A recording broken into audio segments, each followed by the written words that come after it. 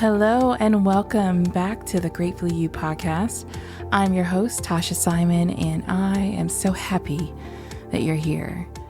If you've been following the show for a while, you know that this space is all about vulnerability, growth, and healing. And today is absolutely no different. We're going to be exploring something that touches all of us in different ways. And it's something we often don't give ourselves permission to really talk about. And that's grief. And to be frank, that is the reason why it's took a couple weeks to be able to record another podcast or an episode. And that's because I've been processing my own grief. September is usually a tougher month for me. And, with the loss of my dad and just a lot of moving pieces. And so I was processing that. And then also several of the people that I love have also been experiencing grief. And so I've been supporting them and holding space and helping them navigate that. And then from a collective perspective, there's been so much grief around us, whether it's from the devastation of Hurricane Helene to what's going on with Hurricane Milton at this moment, or the ongoing political unrest that's been across the globe for months now. Grief doesn't just knock on your door and leave quietly. It lingers. It surprises you and shows up when you least expect it, even years later. It's heavy and it's really complicated and something we all experience. At some point in our life, whether you've already been through it or, I can guarantee at some point you will experience grief on different layers. But here's the thing, and you guys might think I'm crazy for saying this, but it's not all bad.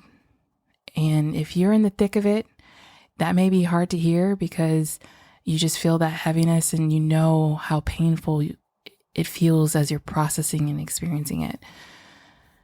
But I'm here to share with you that there is a light at the end of the tunnel and that grief can be one of our greatest teachers if we allow it.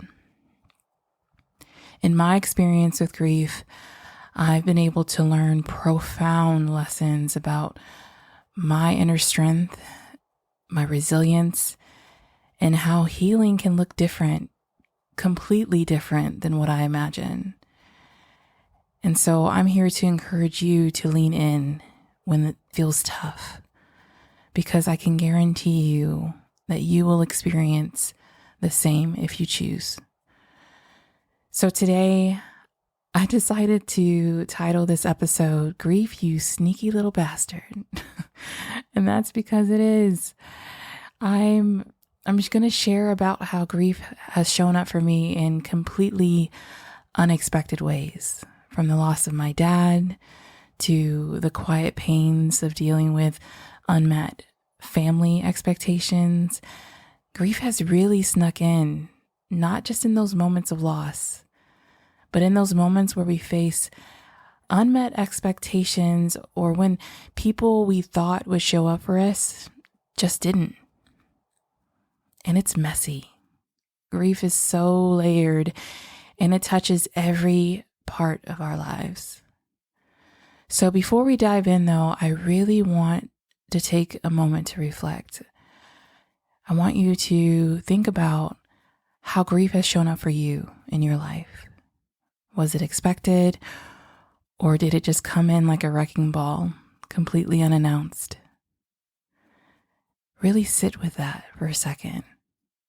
And if it helps, I want to encourage you to grab a journal, pause this episode, and just jot down whatever comes up. And you might notice throughout this episode that you may have to do that a couple times. And this is your space. It's your time. So there's absolutely no rush as we walk through this together. Grief has a way of creeping in even during moments when we think we've moved beyond it. I actually had one of those moments a few weeks ago. I said September was one of my toughest months, and that's because it's when my dad, it's usually a shared celebration between him and I. It's his birthday month, and as a child, I always joked with him because I was born 6 months after his birthday to the day. So I always said that it was my half birthday. So it's a celebration. We're going to celebrate together. And that was the running joke for most of my life. I know it seems silly because most of you guys half birthday, Tosh, like really, that was my thing. I love my dad. I love that I got to share that with him. Now, was he perfect? Absolutely not. But I was true and true a daddy's girl. And so in September, it's always tough because I get to remember that. And then on top of that, it's also when I celebrate my wedding anniversary during that weekend every year. So during a time where it should be a day full of joy, and mostly it is, but a couple weeks ago when I was processing this and I was at a resort in Scottsdale with my hubby, living our best life, or trying to, in my case, I found myself really sitting with both joy and frustration because grief still found its way to seep in, and I had to honor it. I didn't want grief to steal my happiness in the moment, but there it was, just sitting there, waiting to be processed. I know I am not alone in this. I know that many of you have experienced the duality of grief. Maybe it's around the holidays when you're celebrating with your kids and creating new traditions, but you're missing your loved ones who's transitioned, right? It's a tough spot to be in. But grief shows up even in our happiest moments. It's as if grief and joy, they walk hand in hand, never quite letting go of one another. How do you hold both? I want you to take a moment in your journal and sit with that. How does it feel to hold both joy and sorrow at once? For me, it's definitely felt like a tug of war, and at times it feels like joy is losing. But that's why I'm here today. I want to talk to you about how grief challenges us, how it shapes us, but most importantly, how it can help us grow if we allow it. See, this experience, this past couple weeks, reminded me that grief isn't just one thing. It's not all about sadness. It's a mix of emotions. It can be anger, guilt, disbelief, and sometimes a strange sense of relief and gratitude. But one of the hardest parts is that grief doesn't really follow a clear path. We often hear about the different stages of grief, but in reality, it's more like a wave, ebbing and flowing, sometimes pulling us back into moments we thought we had already dealt with. That was me sitting in the resort in Scottsdale, wondering why I was still feeling so much anger, reliving the emotions that I had with how I was treated during the time my dad transitioned. But what I've come to learn and come to realize is that also grief isn't just about losing someone we love. There's a kind of grief that can start long before a person is gone. And that's called anticipatory grief. The grief we feel when we know loss is coming, even when it hasn't even arrived yet. For me, this happened when I saw my dad's health start to decline, and I began to grieve the man he once was before he was actually physically gone. It's such a strange feeling to go through. It's back to the duality of emotions. How can I stare at a man who's here in front of me and still grieve him? But here's the reality. That's what happens. That's what we experience, and that's okay. And not only do we feel that with our loved ones that are transitioning at times, but anticipatory grief isn't limited to just death. And I want to make sure I make this point. It can show up in our lives in different areas, whether it's a relationship that starts to fade, if it's your marriage or a boyfriend or girlfriend that you were dating, or a friend that has transitioned into a different role in your life. When a dream you've held onto begins to feel so out of reach, or even when life doesn't turn out the way you thought it would. It creates a quiet ache of knowing something is slipping away, yet you're feeling powerless to stop it. I talked about this in a couple different episodes back about my transition to career. I talked a little bit about grief when learning about my son having autism and what that looked like for us as a family. But today I'm going to talk more about where my story with grief really started, and that was with the health of my dad. Before Dad's health declined, he was so full of life and was the life of the party. Seriously. I remember one of my favorite moments with him that I got to experience was at my baby shower. I used to remember as a kid, I was always telling him, I can't wait to have a kid. I mean, I can, but I can't, because I couldn't wait for my son to get to experience my dad and all his cowboyish ways. And I was just so excited. And so at the baby shower, he was living in his true form, cracking jokes, making everyone laugh, and just playing all the games. And it was beautiful. And I literally thought I had all the time in the world to enjoy that version of him and to really introduce my son to how fun my dad could be, quadding and taking him to the gun range, all the boyish things, right? But soon after, everything changed. He was supposed to be at the delivery and he couldn't come. And I didn't know why until I had already started healing. I was clear. Then he told me that he was in the hospital.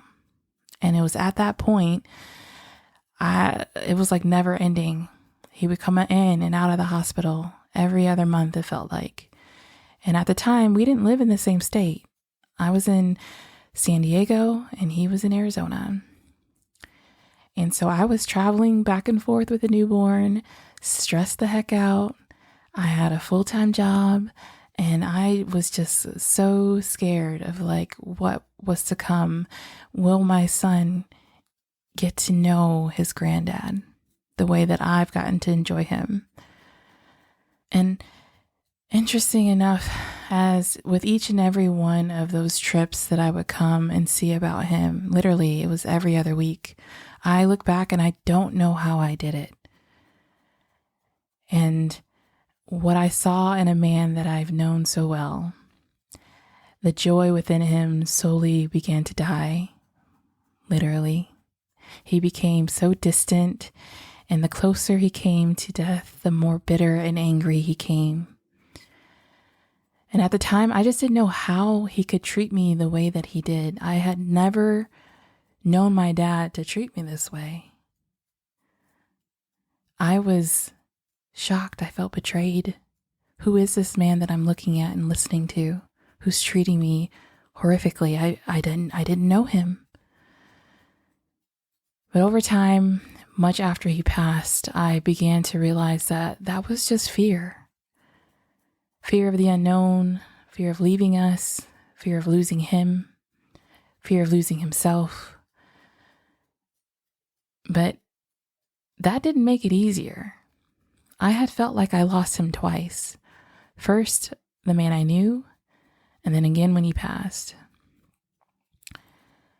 And I just kept thinking, how can I handle this? I just had a baby, and now my dad's dying.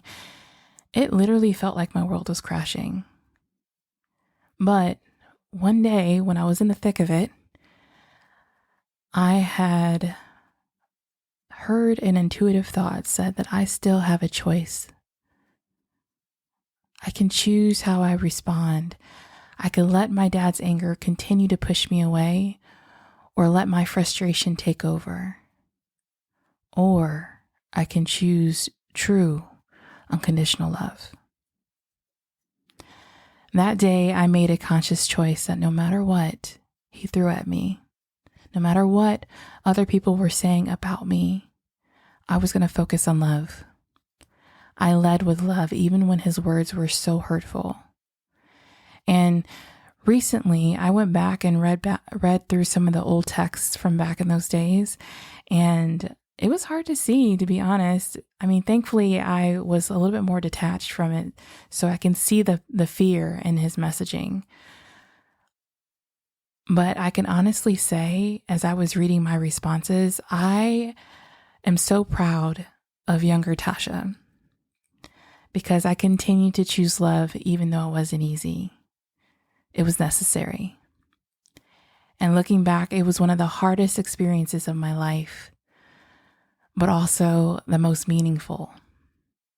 It was an honor to serve him in love, even when he couldn't show it in return.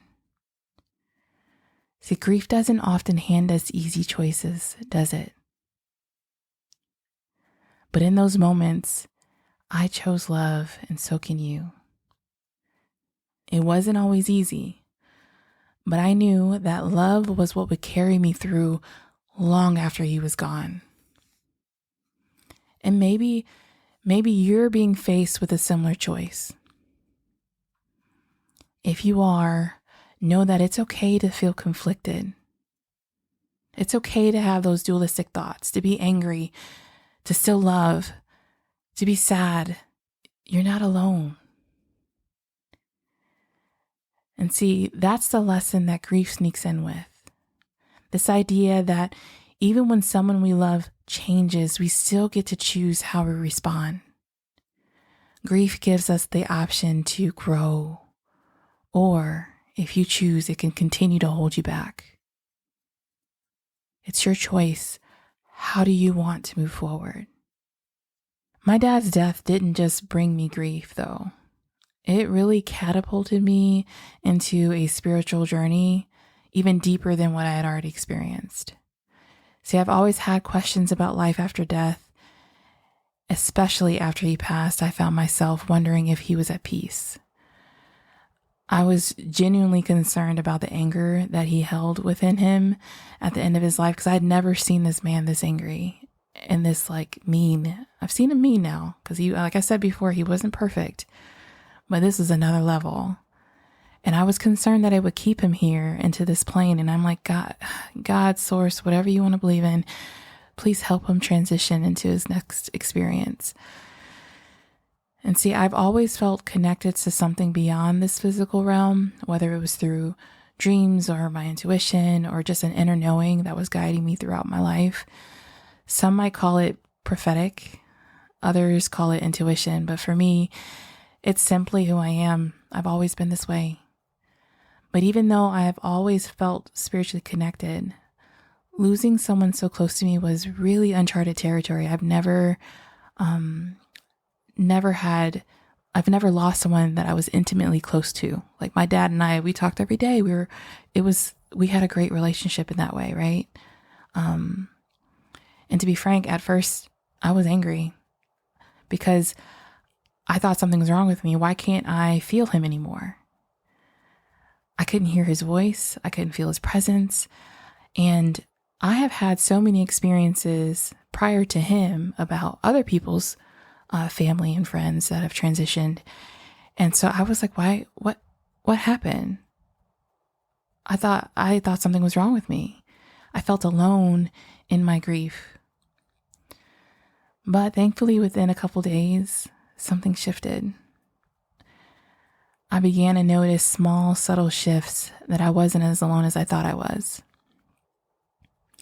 See, my dad he's always been into electronics, especially like CB equipment. I don't know if you guys know what that is, but a lot of truckers use it. Dad used to build stuff like that, right? And whenever I was faced with a difficult situation or a decision post him transitioning, I would literally sit in my thoughts like, oh, I don't know what to do here. And then I'd have a thought come through my mind of what I should do as a solution. And the lights or some form of electrical stuff would be flickering. And I thought, I was like, am I tripping? Because it would happen at his house. And I'd never seen that happen before. And then also when I came to my house, that had never happened before he transitioned. So it became like a regular thing. And I'm like, do I need to get the electricity checked? Like, what's going on? The usual thoughts that you go through. It was literally anywhere I went, though, whenever I had a question and I just wasn't sure. And so there were so many other moments outside of just the electricity stuff that would come up that would kind of guide me to help me know that I was on the right path. But like I would get feelings. I remember, this is a good one. When I had felt a nudge to finally put his house on the market, I had already had it for about a year. And I told my brother, I said, hey, I think it's time. And literally the next day we had an offer. After a year of just me trying to go through his stuff, I didn't even think we were ready to put it out there, but I kept getting this push to put it on the market. And it blew my mind with how fast that worked. And it wasn't like the market was going crazy at the time. It was just the right time, the right place, and the ability to listen to a higher power. And so it wasn't just that, but like I would smell his cologne. It was just a lot of random stuff. The things that that you're like, I know this ain't me. I'm not crazy. This is wild. And there's no way that I could explain it any other way. But those experiences reassured me every step of the way. Even though I couldn't hear his voice in the way that I wanted, it was as if he was still with me and guiding me. It was through those moments that I learned that spiritual connection doesn't just disappear with death. It transforms. I think about the Bible and I think about how, God is omnipresent and I'm like, okay, when we transition, we are with God, right? We are with God's source. Then we have the ability to be omnipresent too. So why couldn't I hear him? Why couldn't I have those experiences, right? So I began to process that because, my upbringing in church, that they would say one thing like, oh, be careful, that's demonic, But the thing is I know my dad's soul imprint. I knew who he was. I knew his heart. And because I've always been sensitive, I know God, I know God's voice. I know I'm connected in that way. And it was just reinforcing a deeper level of trust within what I was receiving. And so I would say that my dad's transition helped me transform.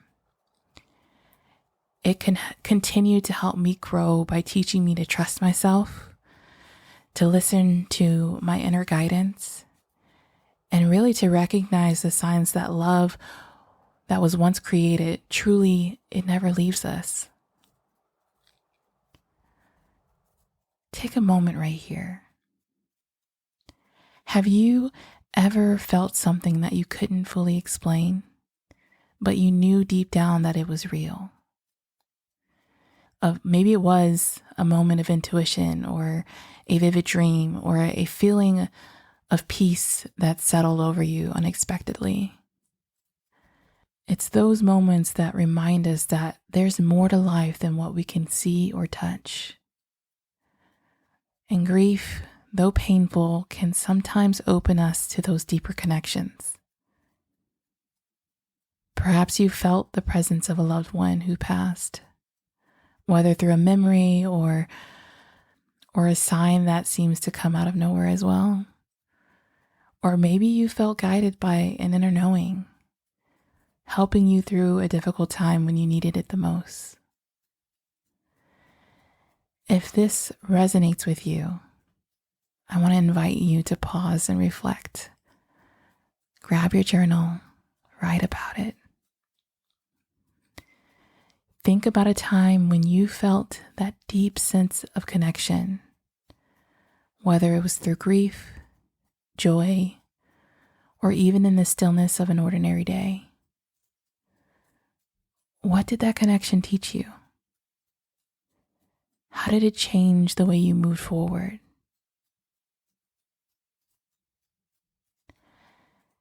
And if you haven't experienced this yet, that's okay too. Each one of us connects to the unseen world in different ways and at different times. But I encourage you to remain open to the signs, the quiet nudges that might be waiting for you. Often, the most profound moments of spiritual growth happens when you least expect it. And whether it's through a connection to a loved one, an inner voice, or something greater than yourself, know that you are supported. There is love and guidance available to us in ways we may not always recognize at first. But if we listen closely and open ourselves up to it, we can begin to understand the language of that love, whether it comes from those we've lost or something bigger than us. Like I said, I look to God as my guide, the creator of the universe. And this guidance can help us navigate even the darkest of times of loss and remind us that we are never truly alone. So whatever you believe in, whatever your faith guides you to, journal about it, navigate through that. It's your journey. Take a deep breath with me, and if you feel comfortable, close your eyes and think about someone you lost. What would it feel like to believe they are still with you, offering you their support in ways that go beyond words? Imagine their presence like a gentle embrace guiding you, even if you can't see or hear them. What signs might you begin to notice? How would you open yourself to receive love and support from them or from something larger than yourself? What does that look like for you? See, spiritual growth often asks us to trust in what we cannot see, to listen deeply to the quiet messages life has to offer us. Whether it's through intuition, dreams, or a feeling of inner peace, there's a connection that remains, one that transcends the physical world across the veil. And within that connection, we find love, support, and guidance through even the hardest of times. But even as I experience spiritual growth and guidance from my father after his passing, grief also came in a different, more unexpected form. And that was through my relationships with the people still here. I can laugh about it now, but I can tell you it was painful.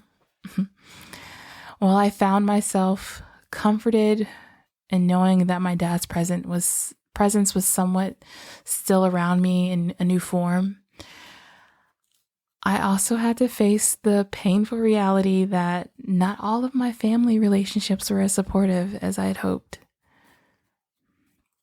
After Dad passed, I expected my family to show up for me, to support me. And yeah. And when they didn't, I felt like not only did I lose my dad, but I lost what I thought family should be or would be. And then I found out later that there were these false stories about me that were circulating, and it hurt. It hurt because I then realized that they don't know me. They never did if they thought that that was true. But it's not only that, it wasn't just the stories that really hurt, right? But it hurt more that no one came to me to even see if it was true. They believe things about me without even asking for the truth. Now that was a different kind of grief. And I'm certain that I'm not alone here because family can be intense, y'all, especially if you don't have healthy dynamics, right? Grief of the unexpected and unmet expectations. You see, I could have chosen to stay angry with them or to meet them with their same energy, the same bitterness and resentment. I could have even isolated myself further, allowing for the anger to continue to fester. But I knew deep down that wouldn't serve me. Staying in that cycle would have kept me trapped in the same emotional patterns I had seen my family do for years. The cycles of anger, bitterness, and the constant feeling of being the black sheep. You know, it's a problem when you start hearing several people in the family claim to be the black sheep. Yeah, that was the eye-opener for me. That was my opportunity to lean in to say, do I want to be this? Am I going to take that badge of the black sheep and carry that generational pattern? See, if everyone feels isolated or misunderstood, that's a deeper issue. And that's a cycle that needs to be broken.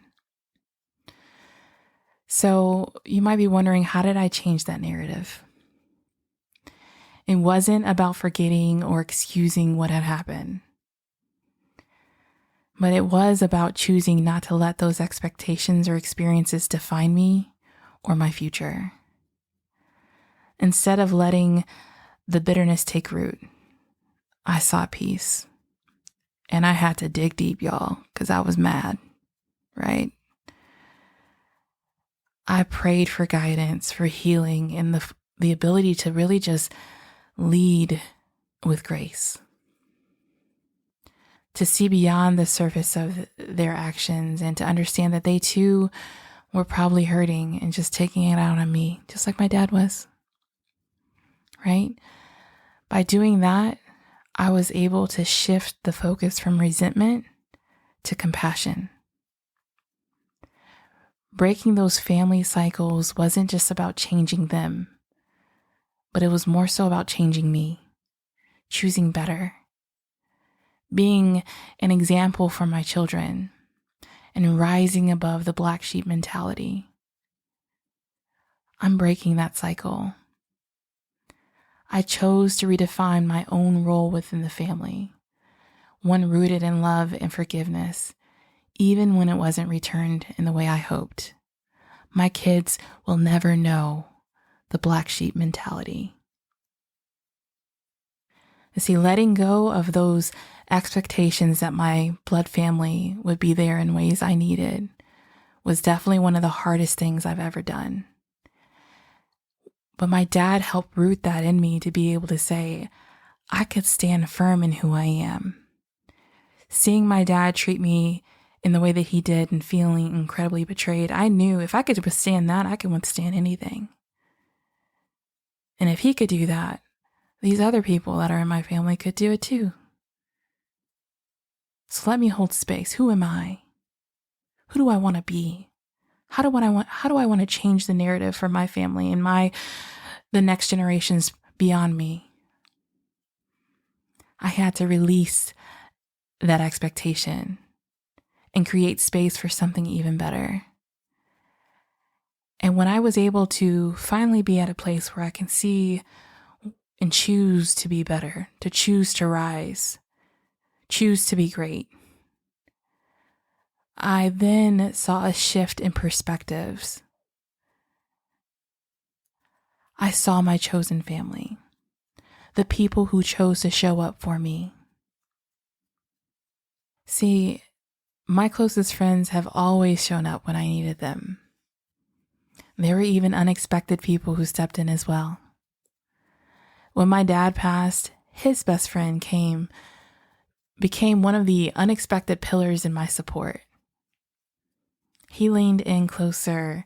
He was the pseudo dad that I needed, and I didn't even know I had. My dad, before, he had pulmonary fibrosis, so there was issues with oxygen going to the brain, and so that can impact your thinking.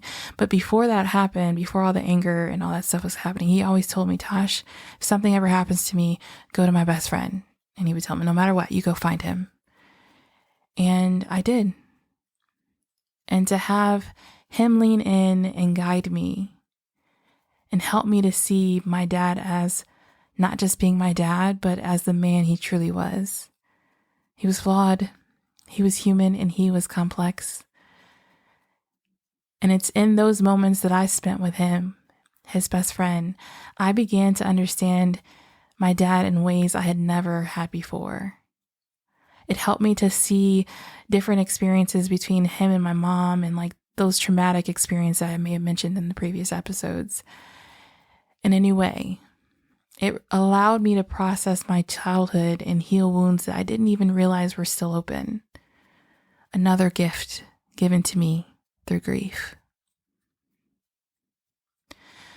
Through this deepening and understanding, again, even in death, my dad continued to love me. He helped me see him clearly, and in doing so, helped me to learn and trust and love myself. His best friend didn't have to step in, but he did because he chose to. And that choice became an incredible gift during my grief. And then there's also my best friend, Chantel. Like every other time I've needed support on this journey, she has shown up just as she always does. During my wedding anniversary weekend, she offered to take care of my kiddos so my husband and I could celebrate our anniversary, right? And for those of you with special needs families, you know how big of a gesture that is. To offer your time and care so generously. I was like, oh, I love you. And this was like no different, because there's been so many times where I can just see her she's shown up for me. And I've seriously cried at one of the meals that Paris and I had. And he was like, are you okay? But it was tears of joy again, right? Because she showed up for me in ways that I didn't know I needed. But it was her love that was there, and the love that she has for my kids, that I could trust and support her. She's auntie, right? And to be frank, she's been there throughout this entire grief journey. When my dad was sick, she took the road trips with me, with my newborn. She stayed on the phone with me when I needed comfort and made sure I never felt alone. Chantel, if you're listening, I love you so deeply, and I'm so grateful for you for always showing up for me and creating space where I can just be myself. You see, our chosen family is made up of the people who show up because they want to, not because they have to. They don't need explanations or conditions. They love you for who you are, and they support you without question. Dad's best friend showed up for me because he loved my dad. And he loved me by extension of my dad. Chantel showed up for me because she loves me too, just as much as I love her. And see, that is where so much healing happens. When we stop waiting for those who won't show up and start embracing the ones who already do. See, the beauty of chosen family is in reciprocity. It's not just about receiving love and support, but also giving it. These relationships thrive on mutual care, trust, and understanding. So I ask you, take a moment to think about the people in your life who show up for you, who are your chosen family, and how do you show up for them? Through chosen family, I have found so much healing. Now, while everyone's healing process is unique, there are some steps we can all take to begin moving through grief. If you find yourself stuck in a situation like this, I want to invite you to take a deep breath right now and reflect, because this is where the true healing begins. It's not just about pushing the pain away. It's about allowing yourself to feel it, to sit with it, and to gently ask yourself those hard questions without rushing for answers. I've asked a lot of questions throughout this episode so far, and if you don't have an answer, that's okay. It may come to you later. Come back, pause, do what you need to do. And I know that this can feel heavy, but just remember you don't have to do it all at once. Just one breath, one moment at a time. So I'm going to ask you, what am I holding on to? Is it a need for someone to acknowledge your truth? The desire for an apology that never may come? Maybe it's the hope that someone will finally see you for who you truly are. Or the longing for a relationship that might never be what you needed it to be. Sit with that for a moment. Feel how heavy it is, the weight of those unmet expectations, the burden of waiting for validation from others. I know it feels heavy, but you're safe. Allow yourself to feel it. Recognize what you're holding on to is the first and sometimes the hardest step in letting it go. It's painful to acknowledge that someone may never give you the closure you're seeking. But here's the thing. Holding on to that need, waiting for an apology or understanding is like trying to move forward while carrying a really heavy load. You can't fully move on while you're holding on to something that's out of your control. What would it feel like to set that burden down? Imagine for just a moment. What would it feel like to release the need for them to validate you? To stop waiting for them to see your side? To finally give yourself permission to heal even without their acknowledgement? Let go of the expectation that they will come around and that they will offer the apology or validation you think you need. Now I want you to imagine the weight being lifted off your shoulders. This doesn't mean you're excusing their behavior or pretending that hurt didn't happen. It means you're choosing to free yourself from the prison of waiting for something outside of your control. Healing begins when we stop waiting for others to offer us what they may never be able to give you.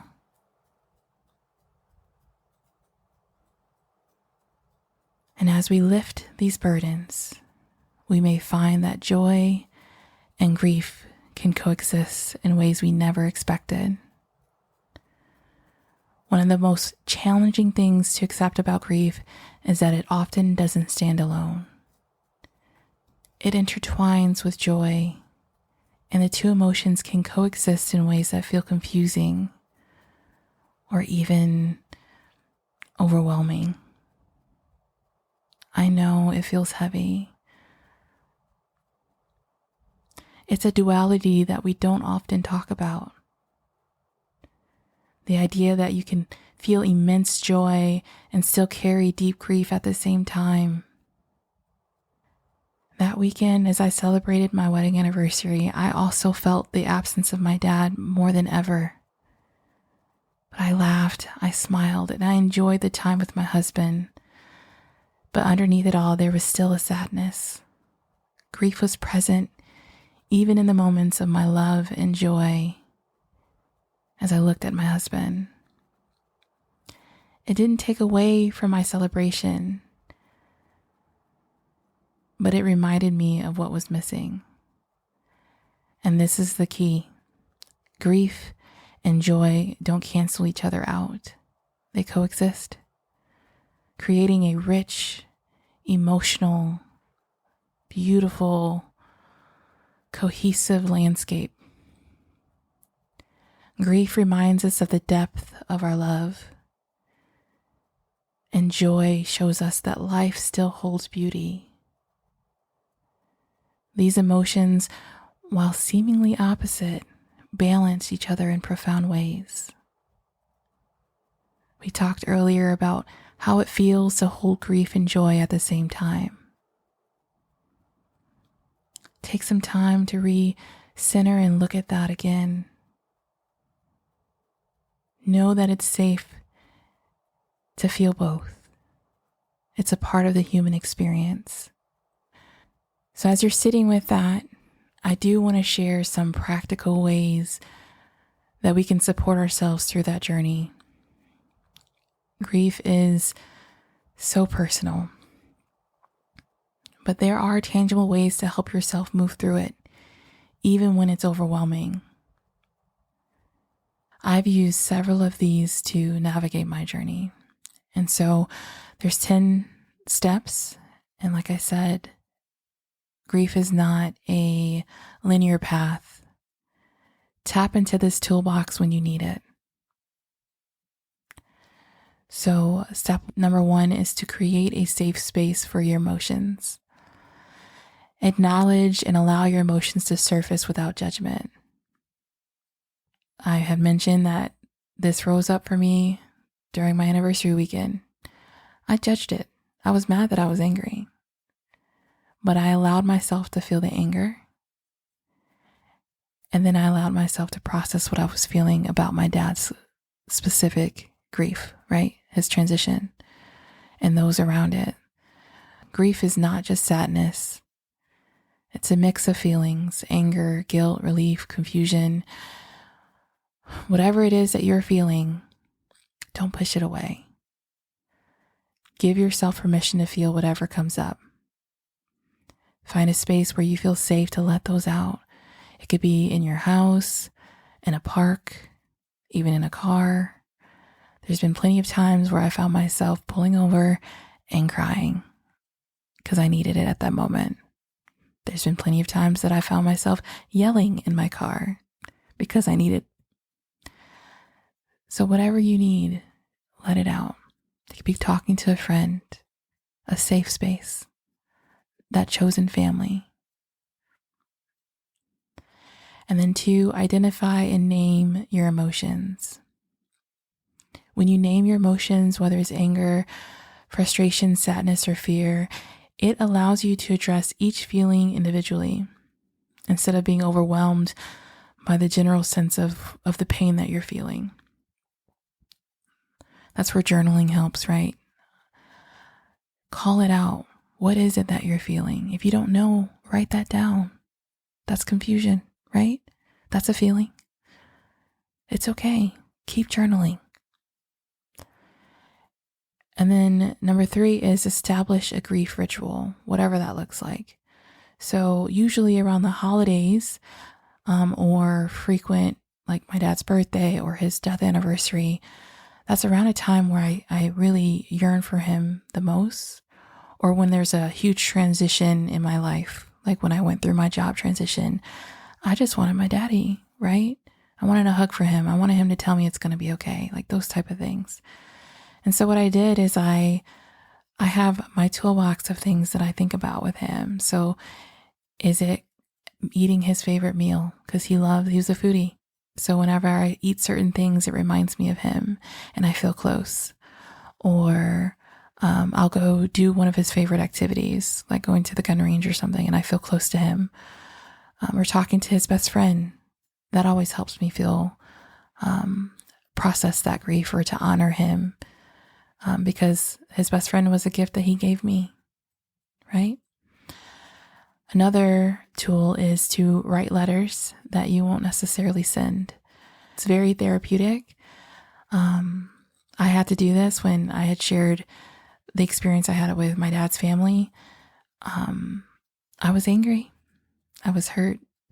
And I had to process that. And so writing helped me do that. So I encourage you to do that too. You don't have to send it. You can write the letter. You can tear it up and burn it after. And then number 5, this was probably one of my most favorite activities. And that's to move your body to release the emotional energy. So for me, the Stairmaster was my friend. When I first started, I could barely do 5 minutes. By the time I was like a year in, I was at an hour and change, right? Just putting in work. And there was time where I was crying on the treadmill. I think about that now. I'm like, wow, it's funny when I look back, like, yeah, I was out there at the gym just boo-hooing, and trying to pretend like I wasn't crying, but it was such an emotional release. I highly recommend that. It doesn't have to be, the Stairmaster like I did. It could be yoga. It could be walking, dancing, whatever it is that your body needs, lean into it. And then be intentional about not isolating yourself. Seek support from others, that chosen family, a therapist, whatever it may be, someone who's not going to be judgmental, but can help guide you as you're working through these feelings. And then number 7, reframe your thinking about closure. Now, this isn't just about my dad, like the transition of my dad, right? There's been several times that I didn't get closure with relationships that ended, whether it was a friend or a partner. And I remember my first time experiencing that, it took me almost 2 years to process that because they never told me why. I'm a why girl. I want to know why. What happened? And I never got it. And so I had to shift my mindset from seeking closure to accepting that grief is just a lifetime journey. I eventually got past that, right? That relationship. I didn't need to know the why. I just know that I was protected because if it ended, that meant it wasn't meant to be. And they didn't see me for who God sees me to be. And we're just not meant to be. The same with my dad. I didn't really get the closure of him leaving and not being angry, right? In his in this 3D realm, right? And so I had to really process through that. Like the last year and a half of his life was horrible for me. But I had plenty of 20 plus, 25 plus years. Well, dang, I can't do the math. 30 plus years with him that wasn't that energy, right? And he gifted me and a message before he got to the point where he was so angry. He told me, Tosh, I have pulmonary fibrosis. That means that oxygen's not going to go to the brain the way that it usually does. So if I start acting different towards the end, that's not me. And I had to keep going back to that. And that was a reality I had to really process. And of course, when you're in the thick of it, I'm not remembering that, but it did come forward after you transition, and it helped me with my ability to process and release that pain. And then number 8, practice self-compassion. Grief is exhausting, emotionally, mentally, physically, all of it, all the leaves. Be gentle with yourself, especially now, however long it takes you. Be gentle. I told you this was 8 years later and I'm still processing a layer of grief. But thankfully, I've been able to hold space for it. I've learned how grief shows up for me and to acknowledge it and to recognize it. And so have compassion for yourself. If you need to rest, rest. And then 9, set small, achievable goals for your healing. This might be hard, especially in the beginning, but write down one small goal each morning that feels achievable.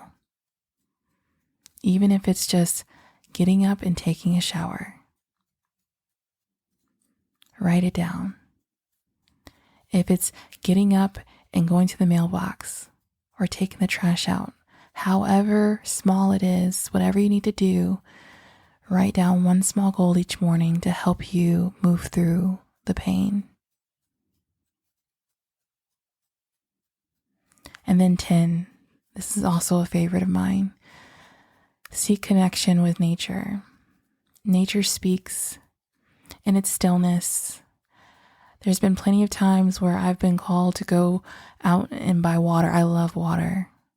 Or out in the desert for a hike because it's just a silence there. There's not as much noise. I feel like I can connect and think better. So allow yourself to step out in nature, go to a local park, a pond, sit by a tree, have a picnic, whatever it looks like for you. Let nature help soften the intensity of grief. As we wrap up today's episode, I want to leave you with a thought. Grief, while heavy and painful, has the potential to offer us so much. It can be a teacher, showing us our strength, our capacity for love, and the importance of those who choose to walk with us through it. Though it's never easy, if we allow grief to exist alongside our joy, it can become such a powerful force of growth. So again, take a deep breath and think about what grief has taught you, how it has shaped the person you are today. And as you reflect, I invite you to ask yourself, how can you begin to let grief help you grow rather than hold you back? Now this is where the healing truly begins. And if you found this episode helpful, or if it has given you a new perspective, I encourage you to share it with someone who needs to hear these words. Someone that you think is great and just needs a little encouragement. Remember, healing happens when we share our journeys and allow others to walk alongside us. And before we go, I want to share with you that I've created a special bonus affirmation episode to support you on your grief journey. Several of you guys have shared how much you love the last affirmation bonus, and I just really felt that this could really help you along your journey, especially if you're going through those practical steps. Let this be one of those that you listen in as maybe on one of your outdoor walks or wherever you need it. It's filled with affirmations to help you navigate the ups and downs. So be sure to check it out for a little extra support. So I want to thank you for sharing this space with me today on Greatfully You. I'm so grateful for your presence and trust, your openness, and your willingness to explore these difficult topics together. I want you to remember you are seen, you are loved, and you are never alone on this journey. Even in grief, you are great and worthy of joy again. Until next time, be great, be full, and most importantly, be you.